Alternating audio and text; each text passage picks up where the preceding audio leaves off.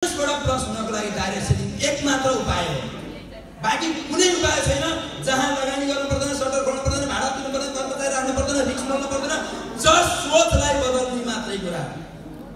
एउटा चिया ठेलामा कति रुपैयाँ पर्छ? 20 रुपैयाँ। त्यही चिया अलि राम्रो होटलमा गएर खायो भने कति रुपैयाँ पर्ला? 50 रुपैयाँ। 3 स्टारमा गएर खायो भने कति रुपैयाँ पर्ला? 150 रुपैयाँ। 7 स्टारमा खायो भने 500 रुपैयाँ। यसो चिया उही हो। दुध, चिनी, चियापत्ती, पानी हालेर उमाल्ने, पक्ला खाने हो। यसो कुरा उही हो, चिया त उही हो। तर उसले के गर्यो? स्थान बदल्यो।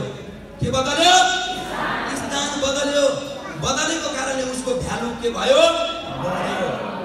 चिया उही हो। यदि तपाईँ जीवनमा भ्यालु क्रिएट गर्न चाहनुहुन्छ, जीवनमा सफल बन्न चाहनुहुन्छ भने यो सोचलाई बदल्न जरुरी छ।